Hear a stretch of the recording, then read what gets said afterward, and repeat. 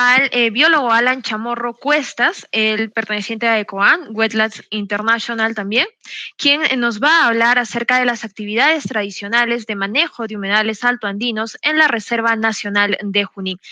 Biólogo Alan, bienvenido, muy buenas tardes. ¿Qué tal? ¿Cómo están? Buenas tardes. Bueno, primero un saludo a todos y muchas gracias por el tiempo, por la oportunidad que me dan para poder hablar un poco del modelo de gestión que estamos desarrollando tanto en Perú como en Argentina. Básicamente tenemos un proyecto, y voy a compartirlo ahora, junto con Wetlands International, en 2 sitios en Perú, Lago Junín y Marcapomacocha, y 3 sitios en Argentina, donde el enfoque que estamos realizando está basado en el papel sumamente importante que tienen las comunidades y otros actores locales, ¿no? Esto para nosotros es clave, sumamente importante para lograr un desarrollo sostenible y sustentable de estos ambientes y recuperarlos a la vez, con un manejo adecuado. Voy a pasar rápidamente porque hemos conocido varios conceptos sumamente interesantes e importantes para entender la importancia de los bofedales y de cómo estos se van insertando en la sociedad. El hecho es que los bofedales son ecosistemas sumamente importantes y aprovechados históricamente por diferentes comunidades, y eso hay que tenerlo muy en cuenta a la hora de trabajar programas de gestión, programas de manejo, programas de conservación, ¿no? Un poco de las imágenes de dónde se viene realizando el proyecto. El proyecto en Perú el programa se realiza en ecosistemas, en bofedales centrales, altoandinos, de mucha lluvia. Estamos hablando en este caso de entre 700 a 900 milímetros de precipitación anual, frente a lo que es Argentina con mucho menos de entre 200 y 400 milímetros anual. Entonces, si bien los humedales, como ya nos han explicado, son bastante similares en términos de diversidad, hay características importantes que debemos uno manejar para poder planificar las acciones que se realizan. Uno de ellos es la cantidad de agua que cada uno de los ecosistemas maneja, y otro punto sumamente importante es cómo se insertan los actores locales, sobre todo las comunidades, en cada uno de los sitios, ¿no? Y la propuesta que tengo ahora para desarrollar dentro de este tema es justamente hablar de la perspectiva que tienen los actores locales, las comunidades frente a proyectos, ¿no? Creo que es sumamente importante e interesante abordar esto porque un proyecto no puede ser exitoso si no incluye a la gente. Walter, Ever y hasta Jorge ha hablado de cómo estas poblaciones, cómo los actores, cómo las comunidades participan en generando conocimientos y gestionando. Así que uno, al intentar generar un proyecto, sea de conservación o cual sea el nombre, tiene que abordar muy bien el tema social. No, yo soy biólogo y en el transcurso de mi vida me ha tocado comenzar a aprender mucho de esto, del tema social y cómo comenzar a llegar a estas comunidades, porque es sumamente importante generar confianza con las comunidades, y en base a esta confianza se sustenta todas las acciones que se pueden realizar en términos de conservación. Y justamente esta confianza y buen trabajo con las técnicas que uno puede traer, a la larga le dan la sostenibilidad, ¿no? Un proyecto que tiene una visión a corto plazo y que no involucra a las comunidades, en la práctica no es un proyecto de conservación. Puede ser un buen diagnóstico hermoso, pero no va a lograr más que generar información. Y creo que los proyectos de conservación de lo que aquí estamos hablando, o buena gestión, no solamente involucra información, que sí es sumamente importante y necesaria, sino requiere de un gran elemento social. Y en esta parte, por ejemplo, menciono que los bofedales no han sido o no son ecosistemas que no son aprovechados, no son islas abandonadas, ¿no? Sino que siempre existió una historia detrás de comunidades aprovechando, u otros actores propietarios que hacen uso de estos recursos. No estamos hablando de acá 10 años, 50 años, no estamos hablando de décadas, quizás hasta estamos hablando de siglos utilizando estos recursos, y es por eso sumamente importante integrar a las comunidades, ¿no? Y hay que tener tres tres aspectos, tres criterios bastante claros para la hora de comenzar a desarrollar este tipo de trabajos, ¿no? Entender muy bien cuáles son las amenazas que existen sobre el lugar y que perciben las comunidades o que lo ven, para poder entender cómo afrontar estas amenazas en conjunto. Por otro lado están los planes de vida, ¿no? Las comunidades tienen o buscan desarrollar algunas acciones sobre otras, y cuando uno integra un proyecto que ve e integra este plan de vida, es sumamente importante porque van a poder percibir beneficios a la larga. Y por otro lado es conocer las acciones que ya vienen ejecutando las comunidades, ¿no? Eso es sumamente importante para poder así trabajar en conjunto otra vez las diferentes acciones. Y le muestro un poco ahora lo que para Junín son las principales amenazas. Esto es recogido por parte de las comunidades, y cuando uno va, lo primero que uno escucha es el tema de contaminación minera. En el lago Junín, la parte norte recibe un tributario que se llama Río San Juan. En las partes altas de este río San Juan se han establecido muchas empresas mineras que al parecer hacen un mal manejo de sus residuos y los arrojan al agua. Esta primera foto de superior izquierda se puede ver el río de un color bastante raro, extraño, no natural, y fue tomada en la época de la pandemia. Y estos sedimentos que carga el río son depositados en las orillas o en el mismo fondo del lago, y esto es algo que las comunidades pueden percibir y entender y reconocer como algo que está afectando la calidad de su ecosistema, de los bofedales.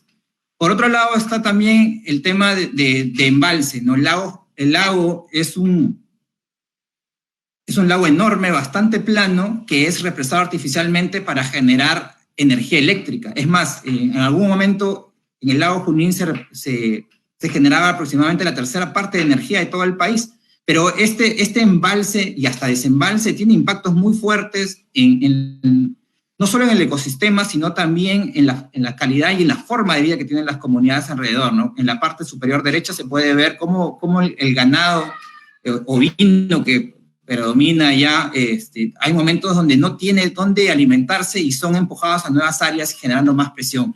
Eso significa que en un momento, en la época de lluvia, la cantidad de territorio disponible para alimentar su ganado se ve reducida drásticamente, y eso implica que sitios que no son inundados van a ser más presionados en ese tiempo, ¿no?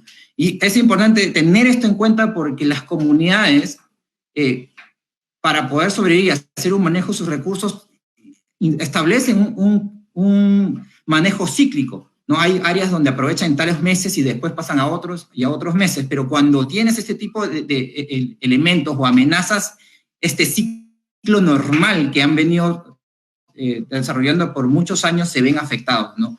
La imagen inferior, no lo vuelvo a repetir, lo habló muy bien Jorge, básicamente es que no solamente estamos hablando de contaminación y estos manejos de embalses, sino que también hay estructuras que no solamente pasan aquí, también pasan, por ejemplo, en Marcapomacocha, que cortan el flujo normal, la dinámica del agua, y esto tiene impactos muy fuertes en la diversidad, en la calidad de estos ambientes. Otro de los impactos bastante interesantes es el manejo del corte de champa, ¿no? Y hay que diferenciar dos tipos de corte.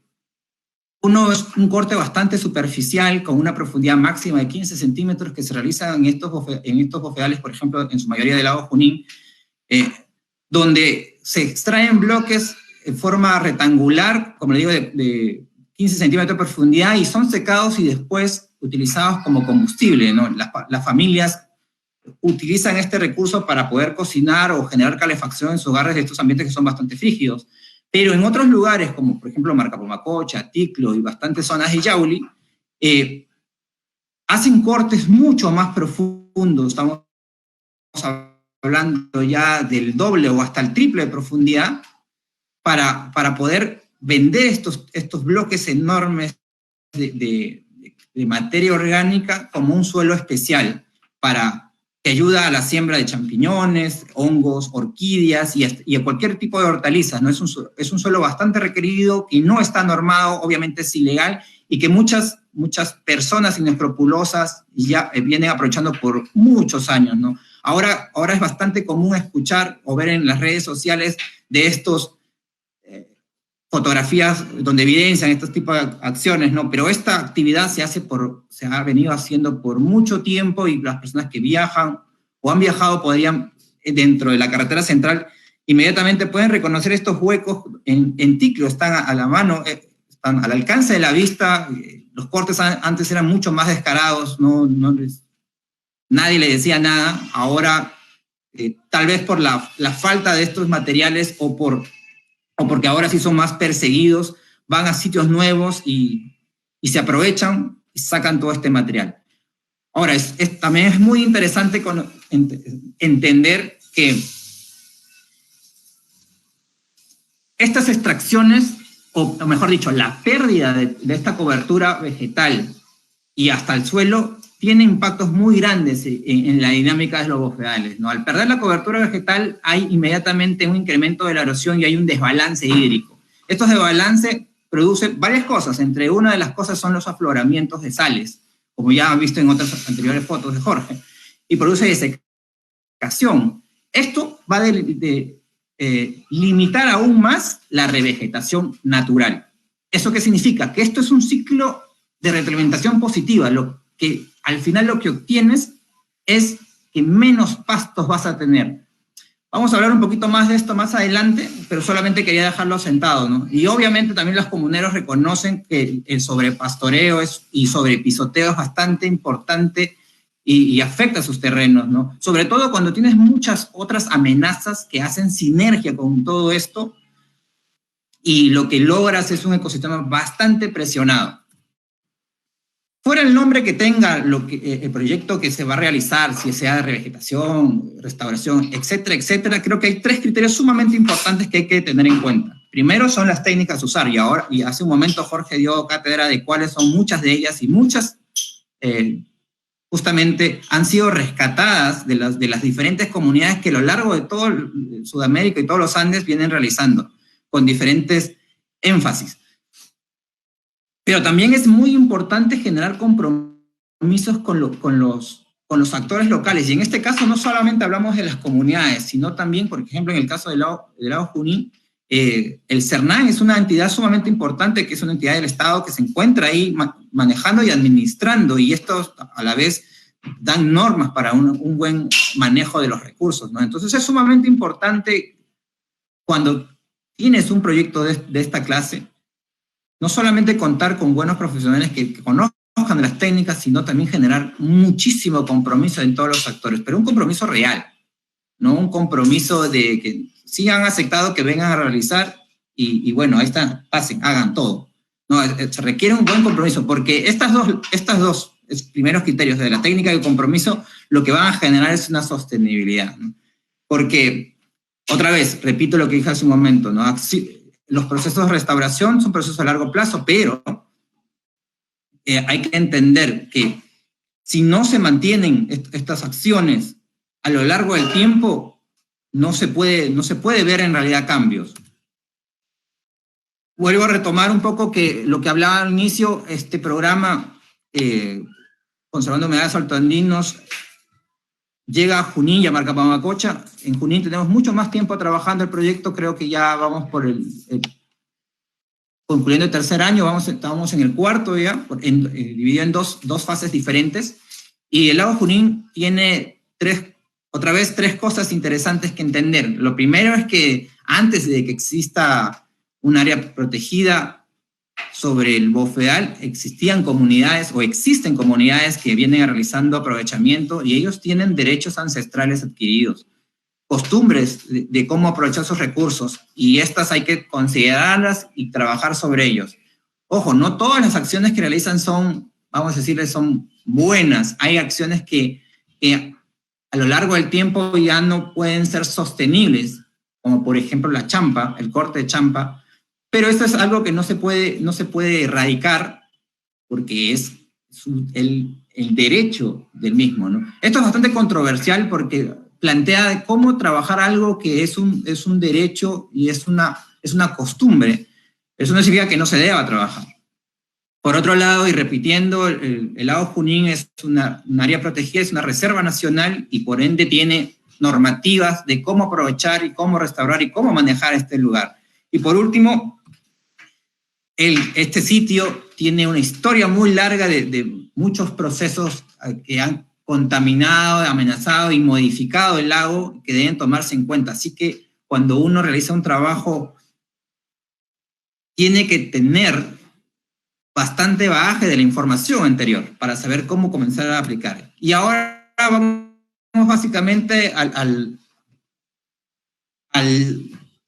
punto de la exposición, ¿no? Jorge ya hizo bastantes detalles sobre muchas acciones que se realizan de forma ancestral, y yo solamente voy a trabajar sobre 5 que pueden hasta sonar absurdas, pero son formas de que se realizan trabajo y nos han dado pie para implementar muchas de las acciones que realizamos en Junín. En la imagen a la izquierda es un mapa de la parte este del lago Junín, y donde se muestra una comunidad con diferentes cuadrantes, unos en amarillo y uno grande en naranja. Como les había mencionado antes, las comunidades hacen un aprovechamiento cíclico. La rotación y el descanso es sumamente importante por ellos, y es básicamente la principal estrategia de manejo para las comunidades. El ganado que tienen aprovechan un espacio determinado por un determinado tiempo y después van avanzando de manera cíclica y consecutiva por estos espacios. Los cuadrantes en color amarillo representan sitios en bofedales, y el cuadrante en color naranja, eso no es un bofedal, son pasturas bastante secas y de laderas. Entonces, cuando uno tiene este tipo de trabajo, si no existiera ningún tipo de amenazas o conflictos, esto funcionaría. Y es más, lo que intentamos mucho es justamente fomentar una buena rotación, que es gran parte del manejo que se realiza allá.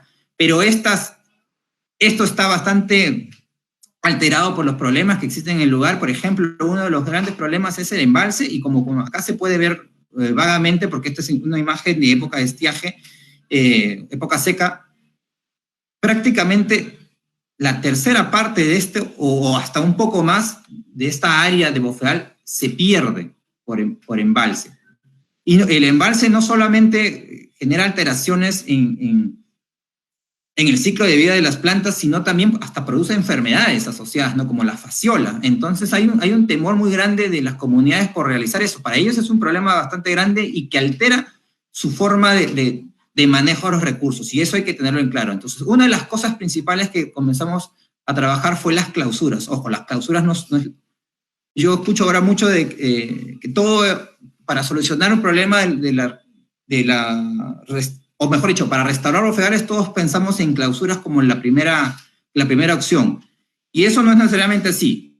Es importante cuando el problema principal es el sobrepastoreo, pero el sobrepastoreo es una actividad que dejándole un tiempo, por ejemplo, nuestras clausuras están de un año y medio establecidas, se recuperan rápidamente. Lo dijo Walter hace un momento, estos ecosistemas tienen una alta productividad y se recuperan rápido.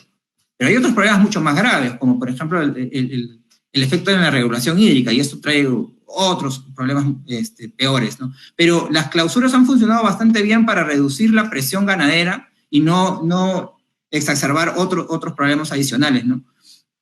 En las dos imágenes tomadas en época de estiaje se puede ver al lado izquierdo zonas que no han sido aprovechadas o que están en descanso por un año, y zonas al lado derecho que no son casi descansadas, ¿no? Entonces, uno a simple vista solamente puede darse cuenta de la diferencia. En este caso, en la imagen inferior todavía es bastante abismal la diferencia que hay entre lo que está en un terreno descansado y bien rotado, y donde no hay una buena rotación. Ojo, estas clausuras aquí no significa que son clausuras permanentes y que nunca son aprovechadas, ¿no? Por lo contrario, estos espacios clausurados tienen un tiempo mínimo para recuperar su biomasa, su funcionalidad, y después son trabajadas con un manejo más intenso, pero me refiero a que, con intensidad, me refiero a que es muy o mejor manejado, ¿no? En su mayoría de casos, las comunidades utilizan estos espacios para poder ahí poner ganado que está preñado o acaba de tener los corderitos o becerritos, para que aprovechen esto, porque estos son pastos de mucha mejor calidad que los pastos de la derecha. Y en el proyecto se han trabajado en la actualidad sobre, acá se ven 4 grandes espacios donde tenemos clausurados en color amarillo, espacios para recuperar. Estos espacios han sido sumamente interesantes porque en constantes reuniones con cada una de las diferentes comunidades, ellos mismos han decidido qué espacios son los que se deben clausurar, porque ellos lo reconocen como sitios bastante degradados y afectados por diferentes cosas, desde sobrepastoreo, pérdida de agua, afloramiento de sales, etcétera, etcétera.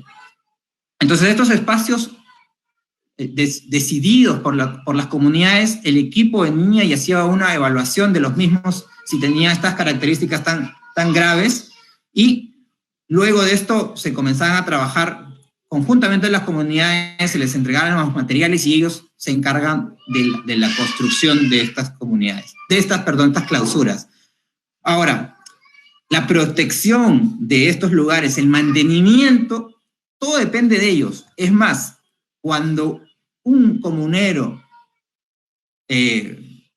no quiere obedecer y trata de meter ganado, aprovecharse de lo que no está la comunidad aprovechando, y hay muchos pastos grandes, y siempre está esta frase de que, uy, se me escapó el ovino y se metió el pachito.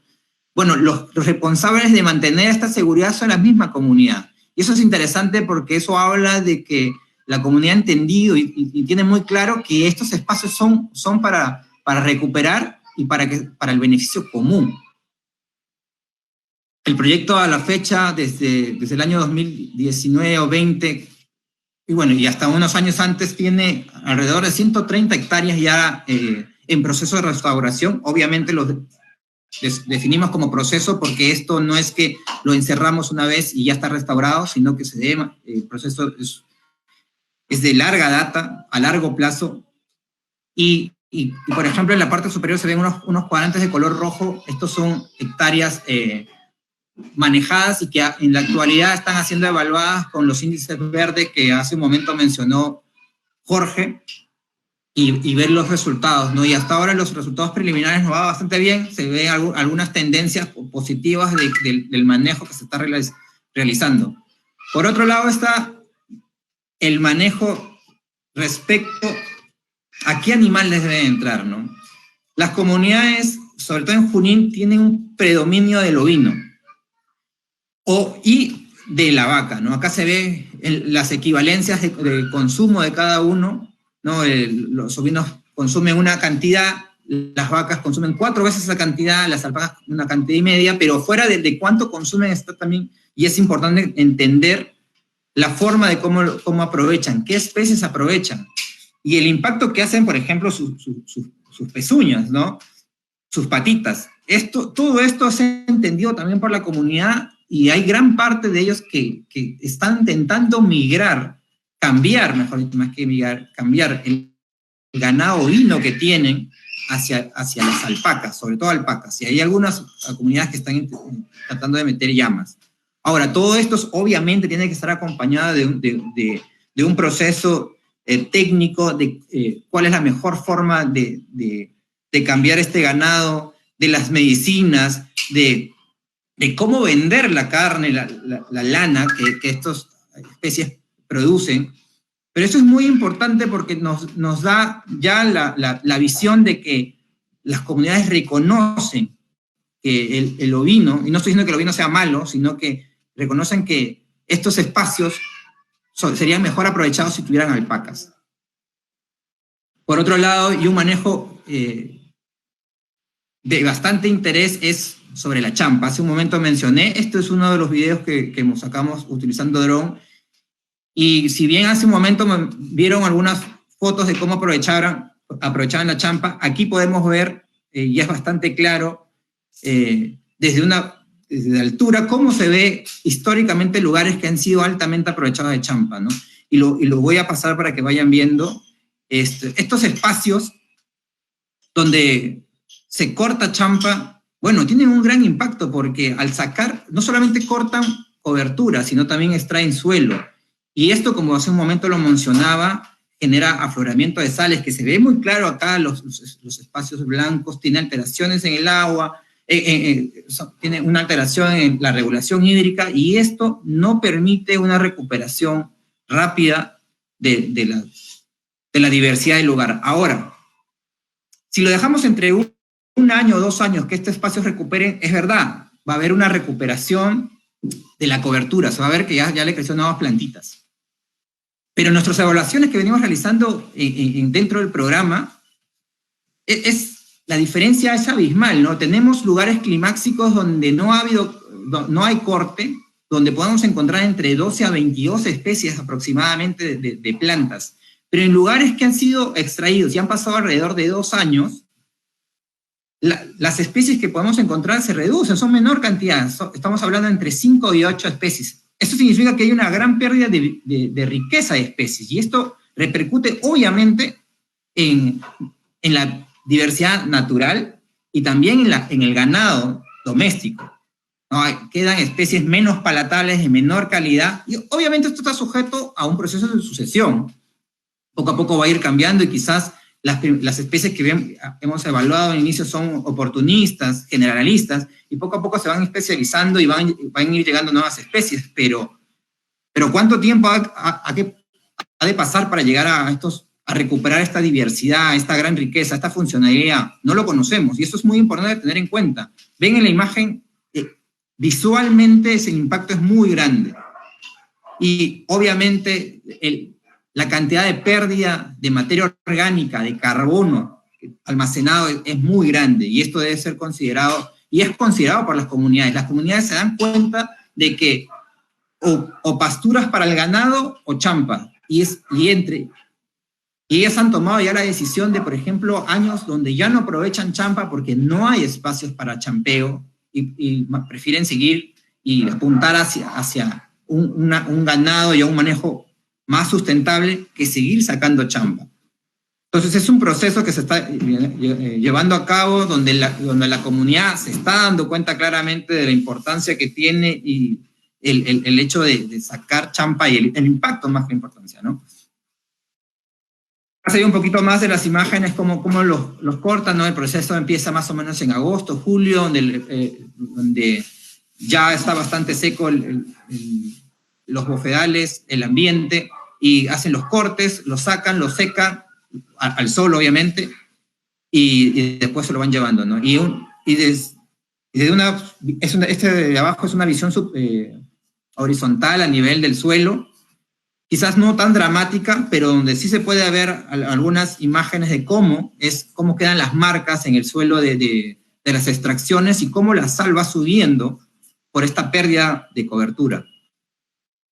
Y ahora, 2 acciones nomás sumamente importantes para lo que es la restauración, ¿no? Y se ha hablado ya un poco, lo ha hablado tanto Ever como Jorge, es el manejo del agua, ¿no? Y ancestralmente han existido y existen muchas estructuras armadas a base de piedra, de arena, de champa mismo, para levantar muros o diques sobre cuerpos de agua. Estos cuerpos de agua almacenan agua, lo que hoy conocemos muchísimo como siembra y cosecha de agua, ¿no? Esto es siembra,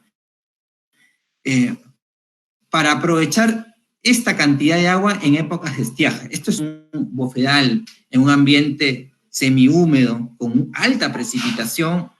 Esta precipitación no alcanza para mantener a las comunidades en épocas de estiaje, ¿no? Todas las comunidades requieren de agua, no solamente para su ganado, sino para ellos mismos.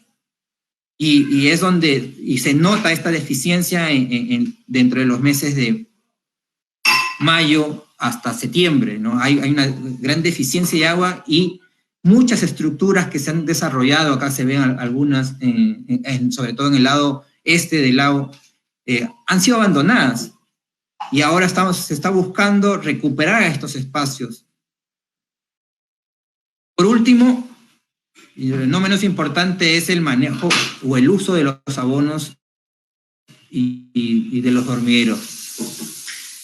Las comunidades reconocen que hay espacios donde el pasto ha sido totalmente aprovechado, no hay que más sacarle jugo a estas pasturas, y lo que hacen en esos casos es los espacios de dormideros, donde concentran a su ganado en las noches para poder cuidarlos mejor. Bueno, estos están, como se ve en la imagen izquierda, están llenas de abono, y estas las recogen y las riegan por estos terrenos altamente degradados. Anteriormente, claro, en búsqueda de una mejor posición económica, para tener más plata para la familia, para poder sobrevivir, vendían estos espacios, pero ahora se ha conversado con ellos, y es más, Hernán ha tenido bastante iniciativa con las comunidades para trabajar que los espacios de rechampeo utilicen abonos locales producidos por su mismo ganado para recuperarlos de manera más rápida, ¿no? Este trabajo también ahora se va a desarrollar dentro del proyecto en algunas partes de las clausuras que tenemos que están muy degradadas y evaluar los impactos. Claro que todas estas acciones trabajadas por las comunidades también son evaluadas para saber los pros y contras, porque todas las acciones tienen pros y contras. Entonces hay que tenerlo claro, y en la fecha seguimos evaluando. Finalmente, quiero dar algunas conclusiones para cerrar mi presentación. Es que, otra vez, las comunidades y los actores locales son fundamentales. Se requiere de su presencia en todos los programas, en todos los proyectos, en todas las acciones que tengan que ver con manejo y conservación, ¿no? Las comunidades no son meros acompañantes, no, ellos tienen que participar. En el modelo que trabajamos son los principales actores, porque de ellos van a depender, a bien o a mal, el éxito del programa y también la sostenibilidad de todas las acciones. Muchos proyectos llegan y realizan acciones, y todo bien, pero apenas se van, el proyecto o las acciones desarrolladas se caen. Y eso es un tema muy importante que hay que resolver, ¿no? Es sumamente complicado y difícil, pero hay que trabajar sobre ello. Por otro lado está que el hombre y la naturaleza no se pueden separar en estos programas, ¿no? A veces solamente pensamos que llevando con el término, y quizás me van a odiar por esto, el término vamos a hacer un proyecto de conservación y solamente dedicamos a analizar variables de calidad, ya estamos conservando. No, pues no, porque requerimos del elemento humano, requerimos de las personas ahí trabajando y evaluando, y que ellos entiendan qué es lo que está mal y qué se debe hacer. La sostenibilidad, otra vez, va a depender solamente de las comunidades. No, perdón, no solamente, pero ellos van a ser uno de los principales actores, ¿no? Y otros muchos se van a ir sumando. Entonces, cualquier tipo de proyecto que tenga que ver con conservación y buena gestión requiere, obviamente, su mismo nombre lo dice, gestión, requiere de las personas, ¿no? Y bueno, este tercer punto es, otra vez, refiriendo un poco a lo anterior, que la sostenibilidad de los procesos de restauración no son a corto plazo, son a largo plazo. Es importante tener en cuenta, ¿no? Un proyecto que diga que es a corto plazo y se va a estar restaurando es prácticamente una mentira, ¿no? Ese es el inicio de un proceso bastante largo que hay que llevar a cabo. Las comunidades manejan desde muchos años atrás los bofedales, y hay que entender que ahora se requiere de apoyarlos, pues hay efectos acumulativos y obviamente las situaciones han cambiado, y hasta externalidades que influyen en el manejo que antes realizaban, y ahora es casi, no imposible, pero es muy difícil lograrlo de manera correcta, ¿no? Por ejemplo, antes no existía el cambio climático, para dar solamente un ejemplo, y esto significa que hay que apoyar con generar mayor información para esto. Otra vez retomando lo que dije a un inicio, la rotación es la principal herramienta de manejo, y hay que entender esto. Y por último, existen muchísimas amenazas que hay que trabajar. No hay que solamente enfocarnos en el tema de manejar los pastos y que la ganadería es como que el patito feo ahora, que todos vemos como que la ganadería, el sobrepastoreo, el sobrepisoteo es lo más importante. No, existen muchas otras cosas más que hay que comenzar a trabajar seriamente y ver que logramos. Y eso sería todo. Muchísimas gracias.